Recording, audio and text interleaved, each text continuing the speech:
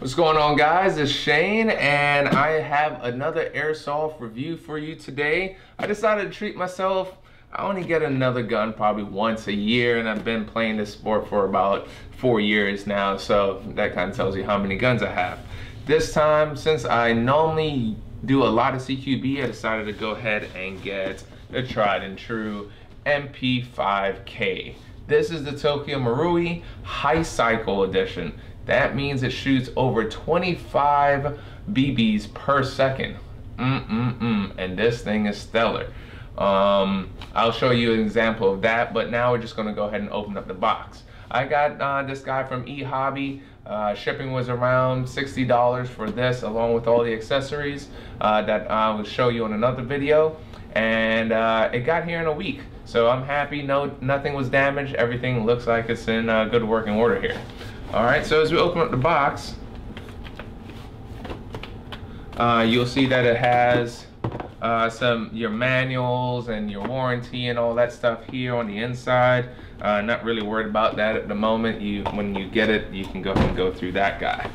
All right, what I really want to show you here in the box is that everything's nice and secure. Foam and everything, which they did a really good job here in the packaging.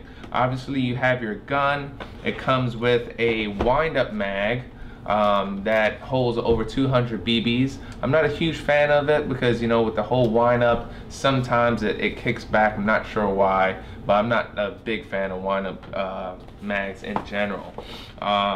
It also comes with some BBs for you. Might as well throw those guys away. And then it also comes with, when you remove your flash hider, it actually comes with this little stubby guy. All right, so that I'm just gonna sit over to the side. What we really wanna do is mess around with this gun. So the MP5K is the short version of the MP5. As you can see, there's no backstock. It actually has a shorter barrel on the front side, of course, versus your traditional MP5 A4 or A5, I believe, those different variants, where it actually has a longer barrel. This guy, just quickly want to come around the corner, you know, you can pull it straight to your chest, come around the corner, no problem, quickly shoot a guy and have no issues whatsoever. What I do like about this is that it already has the Riz rail, so that way you can put your red dots, which I'm actually going to take this guy off in the next video, and I'm going to accessorize this bad boy. All right, so let's hear how this guy sounds. I'm just going to put this in semi. I have a 7.4 1200 mAh lipo in this guy, and it just kicks real nice. Now let's put this in the high cycle auto mode.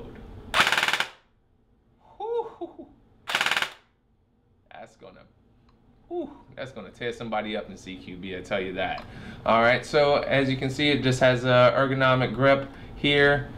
Quickly to get it line on, you know, get your eyes up. You do have different changes here in your apertures. So, you know, for short or long distance, but you know, if you're just gonna put a red dot sight on it, you're all good. All right, next thing that it comes on here is that your battery actually holds in the top area here. So Tokyo Marui actually recommends an 8.5 battery, AK style stick battery, because of the compartment. Now I'm just gonna take this guy out, and then I already have the battery in there, of course, and so it's just showing you that this area is really small, okay? I have a 7.4 lipo in here, and I had to push it in. I actually had to modify the battery just a little bit just to try and get it in, which I have to say is a pain in the butt. The stick battery apparently just slides in with no issues, and the 11.1 lipos seems a lot slimmer than the 7.4s, so I would recommend that. Now, the downside is I don't know how the 11.1s will perform on the gearbox when in a full auto mode. You know, that extra 0.4 or 3.7 additional voltage, I don't know if that'll actually, you know, fry this guy up. So you can try it at your own risk, but I know that it should fit considering the size.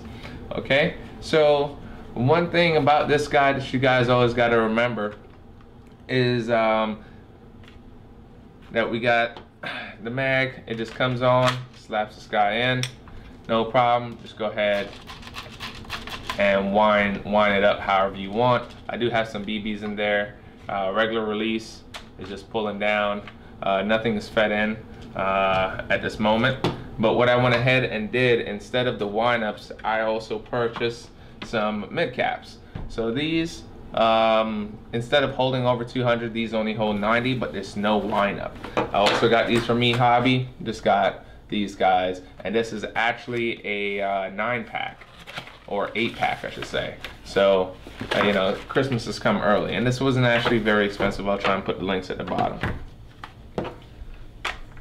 Pops in, no problem. We're good to go. Let's go ahead and slap this back on, and for aesthetically, so we can just talk more about it. All right, so now that we have the back on and everything's looking nice and good, one thing you just have to realize is that there is a sling mount here on the back. So get your sling mount so that way you can just have that guy sitting down. This can be your primary for CQB, or it can be your secondary. It's up to you. I personally am going to use this as my primary, as I have a 1911 for my secondary. So with this guy, I have to say just a brief review as far as the shooting. The high cycle version of it is awesome. I just shot it outside just for a few. I don't have any video of that, but the accuracy, considering that the barrel is so small, the accuracy was pretty darn good. The single and semi, the trigger is just nice and crisp. It kicks back a little bit, and people will hear this. Unlike that whole whine where you're eek and fire with the UAR, this guy is really nice and crisp. On the full auto, you know, as soon as you just turn around that corner, that's already, you know, 3 in them.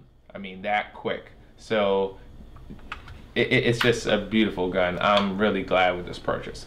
So what we're going to do right now, I'm going to go ahead and accessorize it with some of the parts that I have here, such as the creation rail. This allows me to have actually 4 areas of rail space.